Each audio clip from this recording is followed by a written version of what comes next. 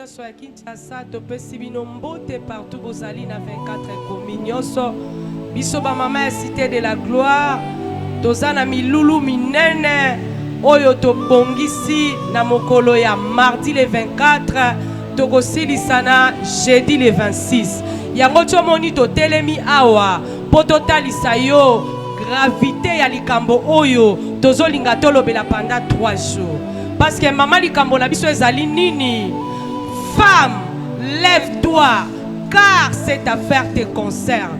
Moi, si tellement parce que ma kambo yo tozolo bela awa etali yo. Yeba tozana moi de la femme. Maman tozana moi de la femme. Mwana sukanga na tata nzambe tozana moi de la femme. Toye poto invité toye bisayo kaka tellement parce que ma kambo etali yo. Olandi biso na bilili kobeta biso karate.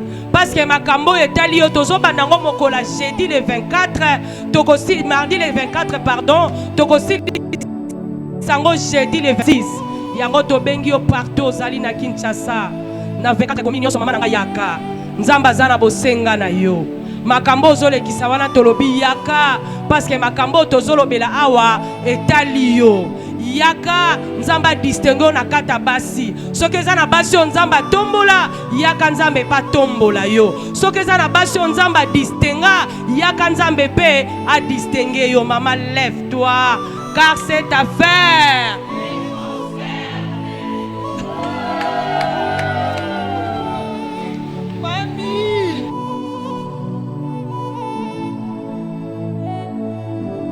kobengisa ba mama na biso ya Congo na mois de la femme toye kobengisa bino toza ministère cité de la gloire thème na biso eza femme lève-toi moi cité le mapoete likambo etali yo toza la basala nzambe ya minene boya koyoka mama pasteur Lydie Seke ate akabia lobaka bien toza pe la mama Véro Manyanga moté na biso monene toza pe la mama Louise Leta toye ko invité yo tolobi moi cité le ma poete likambo yo etali yo ya mekamba ma la pasteur wa Seke madia betu kela milulu ya betu ke banda saya kemngonda la betu ya bankentu milulu ina ke banda na date ya le 24 et le 26 thème na betu kele femme lève-toi car cette affaire te concerne kentu tele masati kamuya meta didila nge bekwise bele bekwisa bampai na betu akikwiti ya bandundu ya wapi bisika beke wa makelele ya beke wa banzinga na betu betu la ntima ngola vebe kwisa sadi kamuya meta didi la nge baba jambu wa mama hapa tuko na nani yetu ya ba mama hapa abeni mumbele 75 ba mama yote ya 24 komina mukuye mutukute hapa ukanisa hapa pa miracle itafanyika hapa tu ya ba mama mabunyumba yene shakupa itasimama benya bazalake batazala Mouye, 24 communes yote, amen.